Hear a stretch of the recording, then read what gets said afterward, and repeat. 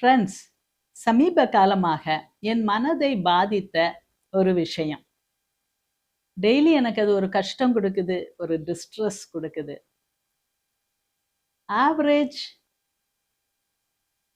Age, அதாவது ஒருத்தர்கள் எவ்வளோ நாள் வரைக்கும் வாழ்கிறாங்க, average life expectancy of a man or a woman அப்படின்ட்டு கூகுளில் நான் சர்ச் பண்ணும்போது, பெண்கள் உலகம் முழுவதும் ஆவரேஜாக 76 வயசு வாழ்கிறாங்க.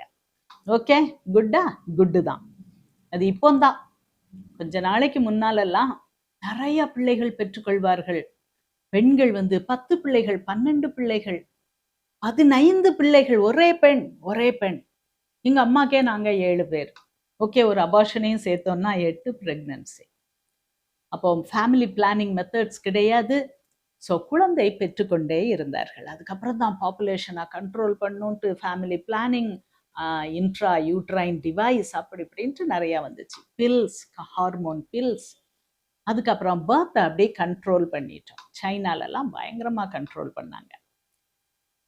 அந்த பிள்ளைகளை பெற்று இருக்கும்போது நிறைய பெண்கள் குழந்தை பிறக்கும் போது மெடிக்கல் ஃபெசிலிட்டிஸ் இல்லாததுனால இறந்துருவாங்க, இல்லை இரத்த சோகை அப்படி இப்படின்ட்டு இறந்துருவாங்க.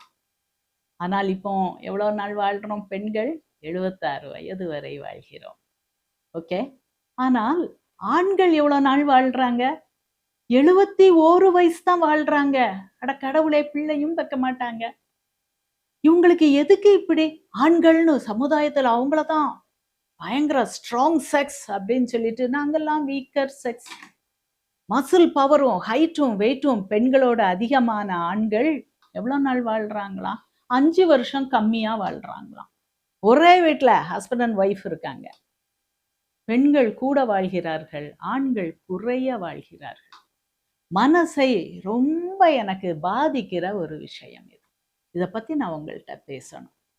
ஆண்களுக்கும் பெண்களுக்கும் லைஃப் எக்ஸ்பெக்டன்சியில் அவ்வளோ ஒரு டிஃப்ரென்ஸ் வந்துடுது. 5 வருஷங்கிறது லேஸ் இல்லை.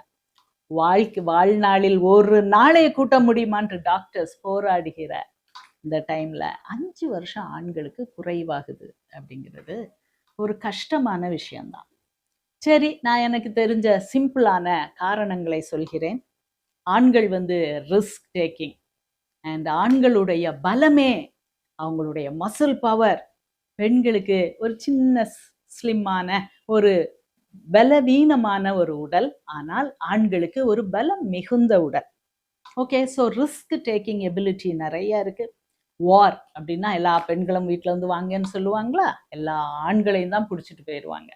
ஓகே, ஸோ அவங்க they are more expose to நிறைய ரிஸ்க். நிறைய லாரி டிரைவர்ஸ் யாராக இருப்பாங்க? ஆண்களாக தான் இருப்பாங்க. ஸோ இப்படி ரிஸ்க்கு ரொம்ப அதிகமான வேலைகளில் ஆண்கள் ஈடுபடுத்தப்படுகிறார்கள். அது ஒரு ரீசன். பெண்களுக்கு அவங்களுடைய பெண் தன்மையை கொடுக்கிற அந்த ஈஸ்ட்ரோஜனே ஹார்ட் டிசீஸ் வராத அளவு கொஞ்சம் பார்த்துக்கொள்ளுது. ஸோ ஆண்கள் அதில் அவங்களுக்கு ஒரு டிஸ்அட்வான்டேஜ் இருக்குது. அதுக்கப்புறம் நிறையா போதை யார் உபயோகிப்பாங்க? காமன் சென்ஸ் தான், நீங்களே சொல்லிடுவீங்க, ஆண்கள் தான் யூஸ் பண்ணுவாங்க. எஸ், குடிப்பழக்கம், ஸ்மோக்கிங், பல வகையான அந்த போதைப் பொருட்கள் யூஸ் பண்ணுறது ஆண்கள்கிட்ட அதிகமாக இருக்குது. அதுக்கு மேலே 50 வயசுக்கு மேலே இந்த ஆண்கள் அசைகிறதே இல்லை. என் ஹஸ்பண்ட் உட்காந்தே இருப்பாங்க. காலையில் 2 பேரும் கிட்டத்தட்ட ஒரே டைமில், நான் சீக்கிரம் எழும்பிடுவேன். எழும்பின உடனே காப்பி, தண்ணி கொண்டா. ஸோ உட்கார்ந்த இடத்தில் உட்கார்ந்து அதிகப்படியான மூமெண்ட்டே இல்லாம பெண்கள் அங்க நடப்பாங்க, இங்க போவாங்க, வீட்டுக்கு போய் வாசல்ல யார் வந்திருக்கா பார்ப்பாங்க, ஒரு காஃபி போட்டு கொடுப்பாங்க, டீ போட்டு கொடுப்பாங்க.